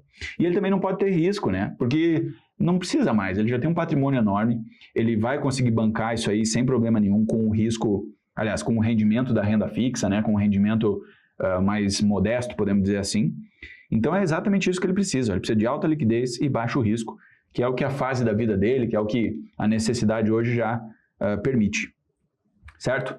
Vamos ver as outras alternativas aqui. Letra B. Private Equity e imóveis em construção para maximizar o legado. Óbvio que não, né, pessoal? Imagina só, o cara vai investir em Private Equity e imóveis, coisas que não tem liquidez nenhuma. Aí, se ele precisar do home care, ele não vai ter dinheiro para pagar, porque o recurso está travado lá no Private Equity ou num imóvel. Então, não faz sentido nenhum também. Letra C. Ações de small caps para crescer o patrimônio para os netos. Também não, né, gente? Ele já está pensando em deixar, ele já fez o que tinha que fazer e ele precisa de liquidez, então ações de small caps também podem ter problema de liquidez. Não faz sentido, tá? Isso aqui não está nada adequado. Letra D. Criptomoedas para diversificação internacional. Claro que não também, né, gente? Criptomoeda tem muita volatilidade, muito risco. Vai que ele precisa lá do home care e aí está em baixa, né? Está um mercado de baixa. Ele vai acabar perdendo dinheiro por nada, né? Ele poderia ter deixado no baixo risco lá e ter garantido a tranquilidade do usufruto aí, da velhice dele. Certo, gente? Então, tá aí, né? Resposta final, letra A. Deixa eu apagar aqui o rabisco, vamos ver o gabarito. Sem mistério, né? Com certeza era letra A alternativa correta. Vamos avançar então? Questão 14 agora, vamos ver aqui como é que tá essa questão aqui. Vamos lá. Ana Paula, mãe de 2 filhos pequenos, está interessada em fazer um planejamento de investimento para garantir uma boa educação para os filhos no futuro. Ela conversou com seu consultor de investimentos sobre a utilização de planos de previdência privada para esse objetivo, sendo mencionados os planos averbados e instituídos, bem como as diferenças entre PGBL e VGBL. Ana Paula quer um plano que facilite a sucessão patrimonial e ajude a proteger o futuro financeiro de seus filhos. Com base nesse cenário, a melhor orientação para Ana Paula sobre os planos averbados e instituídos e a escolha entre PGBL e PGBL seria... Gente, primeira coisa, tá? Esses planos aqui, via de regra, eles são previdência fechada, tá? Plano de previdência fechada, e aí eles são a previdência, né? Na verdade, são planos que são empresariais, né? Corporativos, tá? Corporativos. Que a própria empresa ou ela institui ou ela faz a averbação, tá? A grande diferença aqui, deixa eu até apagar aqui para fazer essa diferença aqui entre os dois, tá? A grande diferença entre os dois é que no averbado, guardem essa informação aqui que é muito importante. O averbado, a empresa não contribui junto, tá? Ela não contribui, a empresa. E por que isso? O averbar significa disponibilizar, significa botar, é como se fosse deixar numa prateleira ali, eu estou averbando, estou disponibilizando esse investimento para você, meu funcionário, tá? Mas a empresa não contribui, é só o funcionário quem contribui. E o instituído, a empresa contribui também. E aí a empresa vai ter benefício fiscal também, fazendo a contribuição, tá? Então o instituído, a empresa contribui junto e o averbado, a empresa não contribui junto. Essa é a grande diferença, tá bom? Agora vamos lá. Vamos ver aqui as alternativas, tá? Letra A. Peraí um pouquinho. Vamos lá. Letra A. Planos averbados são oferecidos apenas a servidores públicos. Portanto, Ana Paula deve optar pelo PGBL, que oferece mais benefícios fiscais. Nada a ver, né, pessoal? Servidores públicos, não. O plano averbado ele pode ser oferecido para qualquer funcionário. Pode ser para um funcionário de empresa privada, para um servidor público, qualquer pessoa, tá? Não, isso aqui não se aplica, tá? Essa afirmativa aqui está errada e a consequência aqui também não, tá? O PGBL ele oferece sim mais benefícios fiscais, mas a primeira parte aqui está incorreta, então a letra A já está descartada. Letra B. O VGBL é a melhor opção para a Ana Paula, pois sempre oferece maior flexibilidade em todas as modalidades, inclusive nos planos averbados. Aqui também é uma confusão de conceito, tá, pessoal? O VGBL, ó, a diferença dele para o PGBL é que no VGBL você não tem o benefício fiscal, né? Não tem o benefício fiscal. Assistam às aulas lá para saber disso aqui. Não tem o benefício fiscal, mas também o IR é sobre o rendimento, tá? É só sobre o rendimento. Não quer dizer que ele é mais flexível, ele tem essa característica, não tem nada a ver esse negócio de ser mais flexível ou não ser flexível. Então isso aqui, ó, induz ao erro a gente, mas não se aplica, isso aqui está errado, tá? Não quer dizer que é maior flexibilidade, nada nesse sentido, não. Então, aqui também, nos planos averbados ou instituídos, também não faz diferença, tá? Então isso aqui está errado, não faz o menor sentido, está toda confusa essa afirmativa aqui. Letra C. Planos instituídos são recomendados para objetivos de curto prazo. Pessoal, também não faz o menor sentido isso aqui, né? Vocês concordam comigo, ó. Um plano instituído é simplesmente um plano que a empresa contribui junto. Não tem nada a ver curto prazo, longo prazo. Nada a ver, tá? Isso aqui está descartada também. Enquanto planos averbados são ideais para planejamento de longo prazo, como o de Ana Paula. Então, já descartamos aí também. Essa diferenciação aqui não faz o menor sentido, tá? Isso aqui, gente, é só entender o conceito das duas aqui que a gente já mata a charada, ó. Não tem problema nenhum. Então vamos lá, ó, letra D. O PGBL seria indicado para Ana Paula, caso ela priorize benefícios fiscais na declaração completa, enquanto o VGBL facilita a sucessão, pois não entra no inventário. Pessoal, essa aqui está correta, tá? Ela está certa. E aí vamos destrinchar ela aqui só para ficar claro todos esses pontos. O PGBL é indicado para Ana Paula, ó, caso ela priorize benefícios fiscais na declaração completa. Isso aqui está nota 10, gente. Essa afirmativa aqui está 10 de 10, tá? Por quê? Porque para ter o benefício fiscal, ela vai ter que fazer a declaração completa. Isso aqui está correto, tá? É assim mesmo. Se ela faz a simplificada, ela não tem o benefício fiscal do PGBL, tá? Isso aqui é uma premissa básica do negócio. Agora, o que está escrito aqui? Ó? Enquanto o VGBL facilita a sucessão, pois não entra no inventário, tá? Isso aqui está correto também, mas parece, lendo desse jeito, que é só o VGBL que não entra no inventário. Mas isso está errado, tá? O PGBL, ó, ele também, ó, PGBL também não entra no inventário, tá? Também não entra. Então o PGBL também serve para sucessão. Ele não tem essa diferenciação, o VGBL é só para sucessão e o PGBL é só para o benefício tributário. O PGBL, ele também pode ser para sucessão, ele pode servir para os dois, tá? Mas via de regra, quando o investidor ele está priorizando somente a sucessão, aí ele opta pelo VGBL, tá? Mas quando ele quer benefício tributário e quer sucessão, aí ele vai para o PGBL. Tá bom? Então, a resposta final aqui é a letra D. Deixa eu apagar aqui agora os rabiscos aqui. Vamos conferir o gabarito. Tá aí, ó. Resposta final correta, letra D. Vamos avançar então. Agora, alternativa número 15. Aliás, questão número 15, né? Vamos lá, deixa eu só tomar uma aguinha aqui. Pausa para respirar um pouco. Já estamos aí em quase 1h20 de live. Já vão deixando nos comentários aí se vocês estão acompanhando, se estão estudando bastante. Vamos lá, gente. Já comentem se estão gostando também. Questão 15. A empresa Benefícios Limitados está considerando a hipótese de oferecer um plano de previdência privada para os seus funcionários. Olha que maravilha. O setor financeiro levou ao CEO a proposta de um plano, em que a empresa irá investir junto com os funcionários. Olha só, gente, prestem atenção. Um plano em que a empresa irá investir junto com os funcionários. Poderá personalizar as regras de match e vesting. Ó, isso aqui eu não vou explicar o que é agora, tá? Se quiser aprender isso aqui, assistam a aula completa lá, tá? Porque tomaria muito tempo aqui da live, mas isso aqui é um ponto importante também. Assim como os participantes do fundo terão um possível benefício no seu imposto de renda, a depender do seu salário. Pessoal, só aqui a gente já mata a charada, né? A gente já sabe qual é, muito tranquilo. E tem tudo a ver com a questão anterior também, então isso aqui vai ser bem rapidinho. Sendo assim, verifica-se que o CEO está considerando criar, para os funcionários da sua empresa, uma previdência, um fundo de previdência, 2 pontos, né?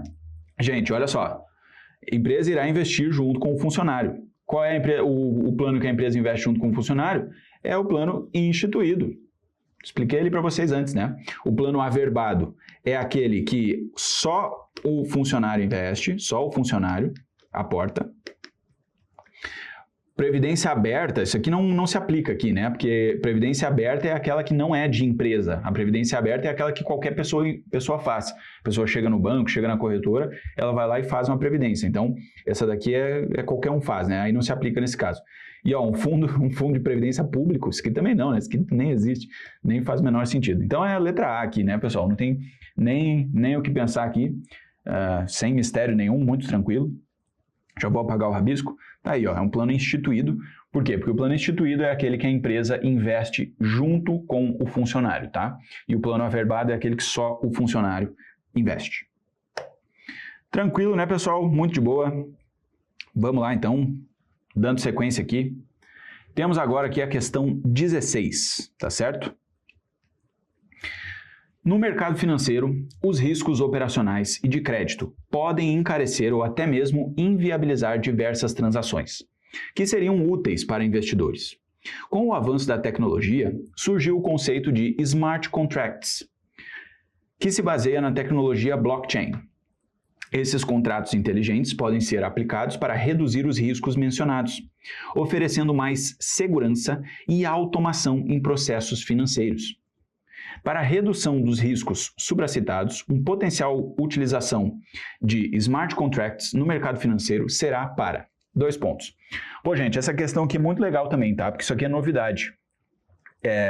A Ambima botou lá no programa detalhado, né, a parte de criptomoedas, de blockchain, smart contracts. Então, isso aqui está dentro do ambiente cripto, tá certo? É uma questão que envolve a parte de cripto.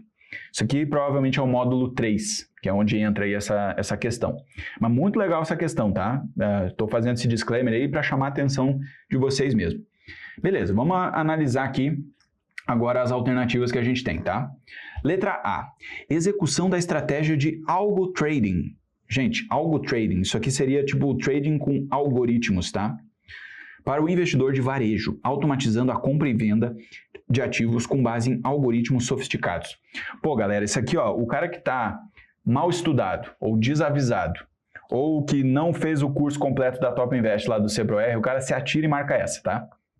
Porque essa aqui, ó, pô, parece muito boa para ser verdade, né mesmo? Olha só, caramba, algoritmos sofisticados, smart contracts, pô, tem tudo a ver, né, cara? Tem tudo a ver isso aqui.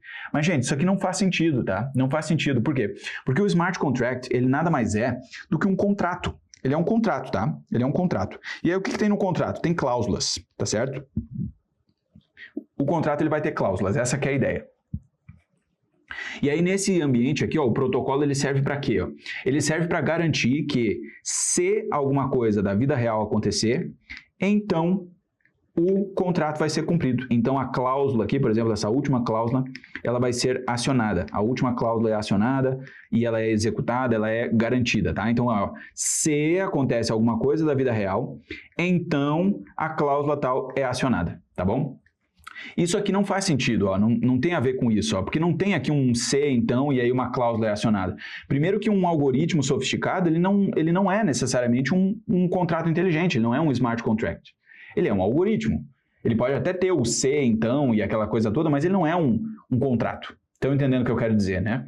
Então, essa daqui, ó, ela parece correta, ela tem tudo a ver, essa coisa que engana, né, algoritmo e tal, mas não é essa alternativa aqui não, tá? Isso aqui não se aplica, não é essa a aplicação prática de um smart contract no mercado, tá? Letra B. Mensuração do risco de crédito, fazendo com que todos os documentos dos clientes sejam analisados e para que haja, de forma automática e rápida, uma avaliação de crédito por parte da instituição financeira. Gente, essa daqui, ó, ela também, de certa forma, confunde, né? Porque, olha só, estamos falando de contratos, aí tem aqui, ó, fazendo com que todos os documentos dos clientes sejam analisados e para que haja, de forma automática e rápida, uma avaliação de crédito. Mas é que tal? Um smart contract, ele não é uma inteligência artificial, ele não vai analisar por conta própria. Ele é simplesmente um se, então, e uma cláusula acionada. Então, não dá para ele fazer uma mensuração de risco, não dá para ele analisar documentos. Se a gente estivesse falando de inteligência artificial, de alguma outra coisa assim, até poderia fazer sentido. Mas não é isso que são os smart contracts, tá? Então é isso aqui, ó. O negócio Parece fazer sentido, mas não é, tá? Não é essa daqui, por causa do formato e do funcionamento do que é um smart contract, tá? Então, essa daqui também está descartada, não seria essa a alternativa correta aqui. Vamos lá, gente. Letra C, emissão de debêntures, eliminando a necessidade de avaliação de crédito dos emissores, automatizando completamente a captação de recursos pela empresa. Essa daqui não, né, pessoal? Essa daqui é bem fácil de eliminar. Por quê? Porque numa emissão de debênture, nunca vai se eliminar essa necessidade de avaliação de crédito. Imagina isso aqui é insano, né? Toda empresa vai ter a avaliação de crédito, como é que vai eliminar a necessidade, né? Automatizando a captação de recursos pela empresa. Ele está dizendo que o mercado vai comprar sem questionar, só porque o smart contract foi acionado lá. Não, isso aqui não faz o menor sentido também. Então a letra C aqui também está descartada, tá certo? Não faz sentido. Sobrou para a gente a letra D. Vamos ver se essa aqui é a correta mesmo, tá? Então vamos lá, letra D. Os produtos de previdência complementar, podendo haver... Ó, vamos lá, eu vou recomeçar aqui que eu me perdi, peraí. Letra D. Nos produtos de previdência complementar, podendo haver uma garantia de transferência completamente segura e automatizada de bens em caso de falecimento do titular. Gente, essa daqui é... Aqui sim tem uma aplicação de smart contract, tá? Porque qual que é o ponto, tá? A previdência complementar, ela é um instrumento de planejamento sucessório, tá? Planejamento sucessório. Então, o que acontece? O que acontece? No falecimento do titular, esse dinheiro que estava lá investido numa previdência, ele vai direto para o beneficiário sem passar pelo inventário, sem inventário, tá? Não entra no inventário. Então é exatamente isso, ó, pessoal, porque daí o que vai acontecer, ó? Digamos que tem um smart contract rolando lá, tá? Tem um smart contract. E aí uma das cláusulas é essa aqui, ó. No caso de falecimento do titular, vai direto para os beneficiários e os beneficiários já estão indicados.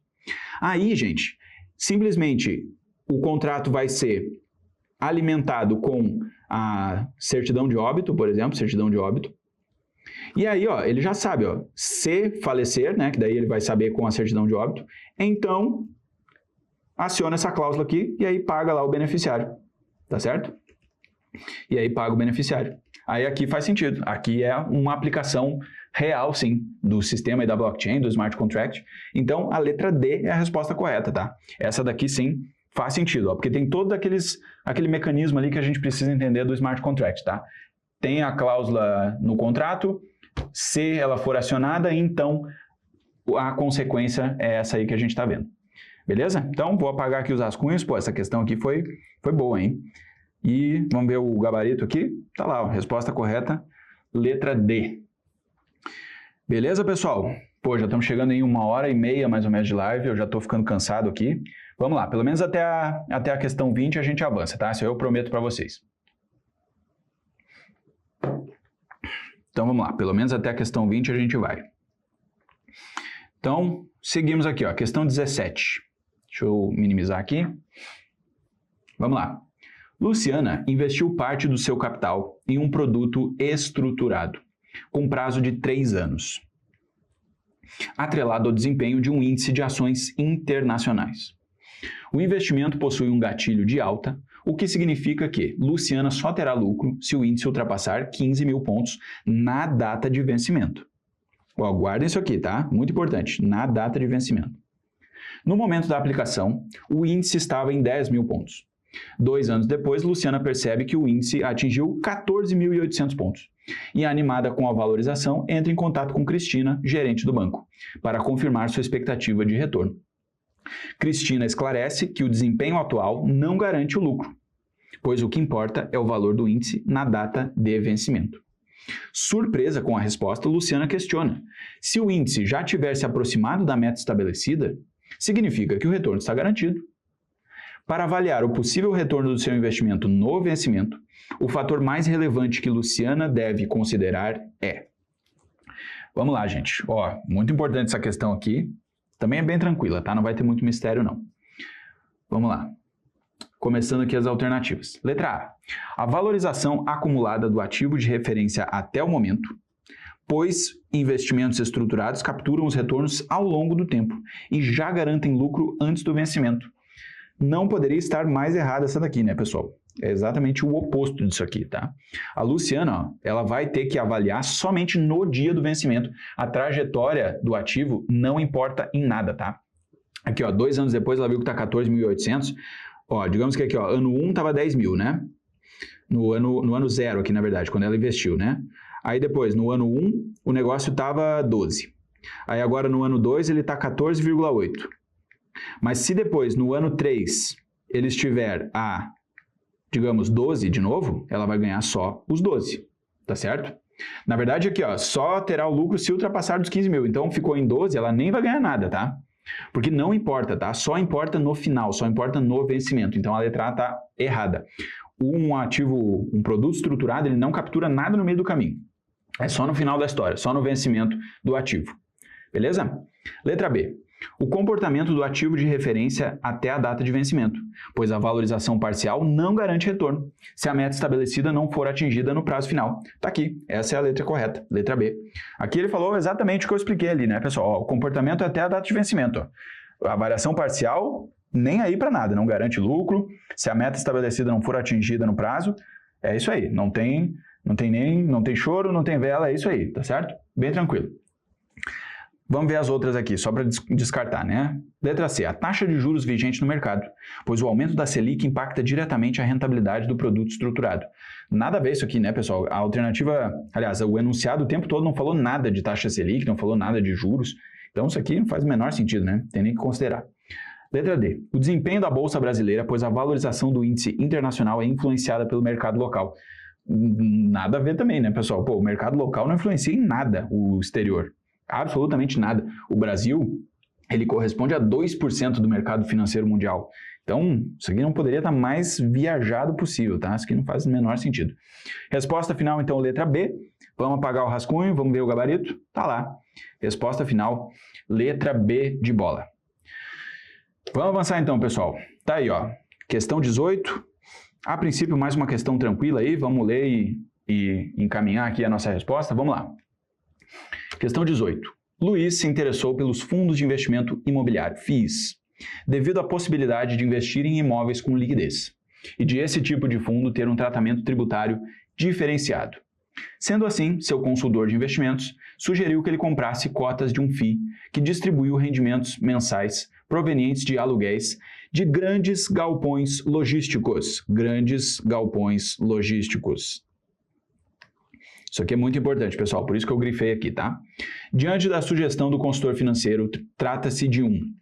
Pessoal, aqui também não tem nem que pensar direito, né? Muito tranquilo, né? Grandes galpões logísticos. O que é um galpão logístico, pessoal? Pô, vou me arriscar aqui. Olha só, vou tentar fazer um desenho. Putz, será que eu vou conseguir fazer isso? Aí, ó, gente... Poxa vida, hein? Pô, um desenho 3D a essa altura do campeonato aí é brincadeira, hein? Gente, um grande galpão logístico aqui, ó, com uma grande porta aqui, uma fortaleza. Isso aqui, gente, ó, vamos lá, vamos raciocinar aqui, ó. O que tem nesse galpão logístico aqui, pessoal? Como é que se constrói isso aqui? Com o quê? Com tijolo. Exatamente isso, com tijolo, né? Ele é um imóvel físico, é um imóvel de verdade, é um imóvel real, tá certo? É um imóvel real. Para matar a charada aqui é isso aqui, ó, é um imóvel físico, é um imóvel de verdade, um imóvel real, tá bom? Então, ó, vamos lá, vamos ver as alternativas aqui, ó. Letra A, fundo de papel. Fundo de papel, ele investiria em CRI, tá certo? Ou outros ativos também, de renda fixa ou outros investimentos que são lastreados no mercado imobiliário, tá? A alternativa ali, ó, não fala nada sobre isso, não fala nada, ó, sendo assim, ó, seu consultor sugeriu que comprasse um FII que distribui rendimentos mensais provenientes do aluguel de grandes galpões logísticos, não fala nada de renda fixa, não fala nada de CRI, não fala nada de papéis, não fala nada disso. Então, essa daqui tá descartada, não é um fundo de papel. Fundo de tijolo, tá aí, ó, é tijolo, né? Grande galpão logístico. Galpão logístico é um imóvel da vida real. Um imóvel real é feito de tijolo. Então, é um fundo de tijolo. Essa aqui é a alternativa correta. Fundo híbrido. Ele até poderia ser um fundo híbrido, né, pessoal? Porque poderia ter o galpão logístico, mas aí ele teria que falar assim, ó, e também em CRA, ou CRA não, né? Ou CRI, ou outros ativos, outros fundos. Aí sim, aí ele poderia ser um fundo híbrido, mas ele fala apenas aqui, ó, grandes galpões logísticos. É só isso que ele fala, ele não fala mais nada. Então, como não tem mais nada, não é um fundo híbrido também. Então, essa daqui a gente descarta, tá? E a letra D, fundo de fundo. Também não é, né, pessoal? Não fala nada, ó, fala grandes galpões logísticos. Se ele falasse assim, ó, investe em cotas de outros fundos imobiliários, aí seria fundo de fundo, mas não é. Então, essa daqui tá descartada também, resposta final, letra B. Vou apagar aqui minha obra de arte, meu grande desenho aqui. Pô, isso aí, a essa altura do campeonato, eu ia fazendo um desenho 3D de um galpão logístico, só aqui na Top Invest. Só na Top Invest você vê uma coisa dessa. Deixa aí nos comentários aí se gostaram do meu galpão logístico aí, desenhado em 3D, em primeira mão para vocês. Deixa eu tomar uma água aqui, pessoal, já estou ficando cansado. 1h35 de live nesse momento. Vamos lá, estamos indo para o final aqui, estamos se encaminhando. É isso aí, vamos lá. Questão 19. Robert, um investidor qualificado, deseja aplicar recursos em um fundo de investimento multimercado, que adota a cobrança de taxa de performance. Durante uma reunião com um profissional de investimentos, ele recebe explicações sobre como essa taxa é calculada, as regras aplicáveis, o período mínimo de cobrança, o índice de referência e as situações em que a taxa não pode ser aplicada. Ao analisar o regulamento do fundo, Robert percebe que a taxa de performance está vinculada a um índice de referência independente, com cobrança semestral e incidência apenas quando a cota supera a cota base. Isso aqui é chamado de linha d'água também, tá, pessoal? Bom insight esse aqui, para vocês saberem, linha d'água. Com base na dúvida de Robert, o profissional deve esclarecer que... Então vamos lá, gente, vamos ver aqui as alternativas, vamos fazer a análise aqui. Letra A. A taxa de performance só pode ser cobrada quando o valor da cota for superior ao da cota base, atualizado pelo indicador de referência. É isso aí, exatamente. Pô, aí já matamos a charada na letra A. Letra A está correta, pessoal, não tem nada que pontuar por aqui, né? Porque é exatamente isso. Esse é o conceito aí da taxa de performance. Vamos ver então as outras alternativas aqui, só para a gente descartar.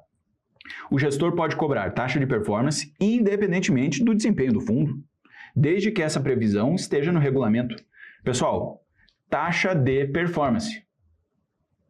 Se o cara não tem performance, ele não pode cobrar taxa de performance. Não faz sentido isso, né? Pô, não tô maluco aqui, né? Pelo amor de Deus.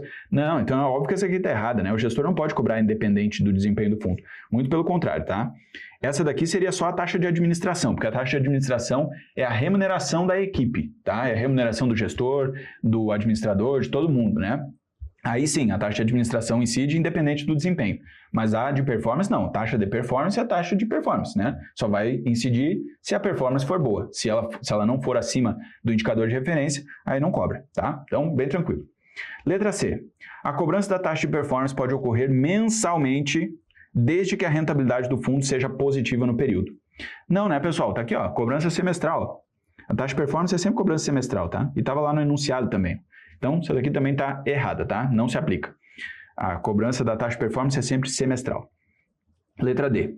Fundos destinados a investidores qualificados não precisam seguir nenhuma regra sobre taxa de performance, podendo cobrá-la livremente. Pô, aí é sacanagem com os investidores qualificados, né, pessoal? E, obviamente, isso aqui também está errado, tá? Mesmo para os investidores qualificados, tem regra sim, tá? Tem regra sim. Elas podem ser diferentes, tá? Pode ser diferentes. Alguns fundos para investidor qualificado podem ter taxa de performance, fundos que para investidor em geral não tem, mas aqui não é o caso, tá? Não é o caso dela não seguir nenhuma regra, do negócio ser bagunça, não, muito pelo contrário. Então, essa letra D aqui também está descartada. Então, gente, resposta final aí, letra A, tá certo? Vamos avaliar aqui, deixa eu apagar o rabisco e avançar. Tá aí, ó, resposta final então, letra A, tá certo? Maravilha, bem tranquilo. Aí, vamos lá, vamos avançar aqui agora, questão 20. Bia, uma investidora conservadora, estava insatisfeita com o baixo rendimento da sua carteira de renda fixa. Ariel, seu consultor de investimentos, sugeriu que ela investisse em um tipo de ativo de alta liquidez que lhe permitisse participar do crescimento das empresas emissoras desse ativo, bem como receber uma parcela dos seus lucros, na forma de rendimentos não tributáveis. Ariel indicou a Bia que investisse em Pô, essa aqui é mais uma, né, pessoal? Parece muito o show do milhão, né? Pô, essa aqui é barbada, né, pessoal? Isso aqui não tem nem que pensar, muito tranquila também, questão tranquilíssima aqui pra gente fazer. Pessoal, como é que a gente mata essa charada aqui, ó? Tá aqui, ó. Qual é o ativo, ó, que a gente pode participar do crescimento da empresa e receber uma parcela dos lucros na forma de rendimento não tributável? É a gente sendo sócio da empresa, né? Tem que ser sócio da empresa. E para ser sócio da empresa, tem que comprar ações da empresa. Muito tranquilo, né, gente? Não tem dúvida nenhuma disso, tá? Derivativos. Derivativos não é. Derivativo é uma coisa que deriva, né? Deriva. O próprio nome já diz, ele deriva. Então, é um direito, é uma opção, né? Normalmente, alguma coisa assim, alguma coisa que está derivada de algum ativo base, mas não é o caso aqui, né? Renda fixa também não, porque a renda fixa não permite que a gente participe dos lucros e nem do crescimento da empresa, né? Poderia ser uma renda fixa se fosse assim, emprestar dinheiro para a empresa e receber juros maiores, né? Aí poderia ser renda fixa, mas não é o que o enunciado está dizendo, tá? Então a resposta correta é a letra C, ações, que a gente já explicou aqui. E o COI também não seria, né? Porque o COI é uma estrutura, né? Um certificado de operação estruturada. Aí ele teria lá uma série de regras, né? Ela ganharia no vencimento, dependendo da performance de algum ativo base ou de algum índice de referência. Então, a letra D também está correta, tá? Não é o COI aqui a opção certa. Beleza, pessoal? Então, vamos ver o gabarito aqui. Tá aí, ó. Resposta final, então. Letra C, ações. Certo, gente? Pessoal, relembrando, deixa eu voltar aqui para a tela. Se você está gostando de acompanhar aqui, está gostando de estudar com a gente, esse aqui é um convite muito especial, pessoal. Todos os cursos das novas certificações da Anbima, o CPA, o CPRO-R, o CPRO-I, mais 25 cursos. Curso bônus, curso de HP12C com o Thiagão aqui, curso da SUSEP, curso da Ancor, do PQO. Gente, está muito completo isso aqui, tá? A trilha de sucesso da Top Invest, do mercado financeiro. Condição super especial por apenas R$ 99,90 por mês, gente. Se você vai sair aí com a sua esposa, com a sua namorada, qualquer jantar fora que você vai é mais caro do que R$ 99,90 por mês. Tenho certeza absoluta. E aqui você vai estar investindo no teu futuro, investindo na tua carreira, investindo em você mesmo para ganhar mais dinheiro, para ser melhor reconhecido na sua profissão, para se qualificar, tá certo? E se você está cético, se você não está confiando, tem o teste de 7 dias grátis. Entra lá no portal da Top Invest, faz o teste de 7 dias grátis. Tenho certeza lá que você vai ver ali como é que tá, vai ver a palhinha do curso e vai gostar muito, vai querer continuar estudando com a gente, mas mesmo assim, se você não quiser, depois você cancela, segue a vida, tá tudo certo, tá? Então, faz o teste lá de 7 dias grátis na trilha de sucesso, estuda com a gente aqui, se prepara para a prova.